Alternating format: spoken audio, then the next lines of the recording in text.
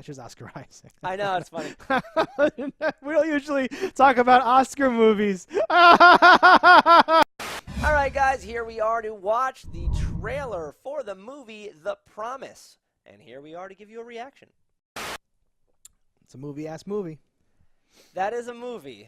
This is a film, not our typical cup of tea. Definitely looks real. I believe this is about like the Armenian genocide. I only know Which Armenian genocide? I know very little about this because I work with a gentleman who was from there, and he was always telling me there was like war and bullshit, and they killed so many people. It was like their own little version of the Holocaust there, and like so many people died, but it was not covered like at all. And I think it did not like it ended recently or something like. I see. Yeah, I'm not sure. Did they flash up a year that I missed? When I didn't catch that. And again, I'm just hearing things secondhand, and I don't pay attention that much, so I might be talking out of my ass completely. But I remember him saying a lot of shit is happening over there. Yeah, totally. Yeah, so this is. I was gonna try to structure a joke where I'm like, and it looks pretty good, even though it's another movie about the situation in Armenia. And like, why is just once I'd like to see some Oscar bait that isn't about the same exact fuck. No, this is like the untold story of this other thing that happened. Because like Oscar Isaac has the kind of ethnicity where he could be anything or whatever. He has one of those faces, and they do him up in different ways or something like that. So like, halfway through the trailer, Christian Bale says it's not safe for Armenians right now, and I go, Armenia, fuck Armenians, yes, thank God, now I know. Because the whole time I'm like, is this in India? Like, where is these hats? I don't know what's going on here. I don't know who these people are. What's happening? No, this is a movie-ass movie. I like Oscar Isaacs. I love Christian Bale. Christian Bale, and I think his character's name is Chris. Finally, he gets an easy one. Finally. People just call him Chris anyway. So he's just like, can I just be named Chris and everything? I wish an actor would do that. God dang.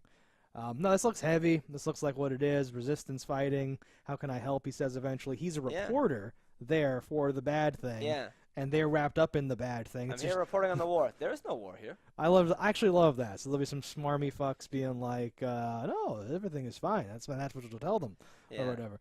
No, this is your standard, really heavy, life and death, genocidal love triangle, human story amidst greater backdrop of tragedy type of thing. It seems like they get separated and then meet back up with each other maybe years later. Who knows? Yeah. And he kept his promise.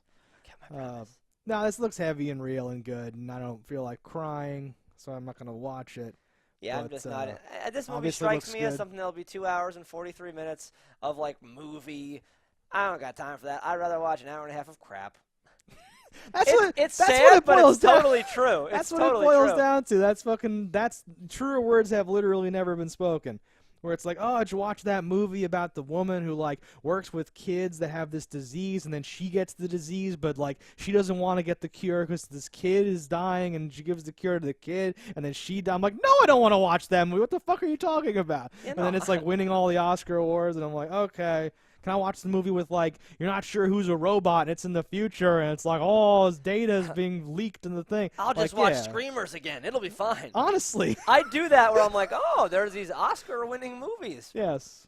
Just watch The Pest again. Gotta love John Leguizamo. No, yeah, I literally only ever see the Oscar movies. Like, I watched Birdman, I watched Whiplash, I watched Arrival and stuff, the nominated movies, whatever. Because I go through the nominated movies, and anything that sparks me is like, oh, this will have like a trippy thing, or this will have like this has a sci-fi element, or it has a weird otherworldly type element, or even like Whiplash, where I just liked the people, and I'm a musician, so maybe there's something there.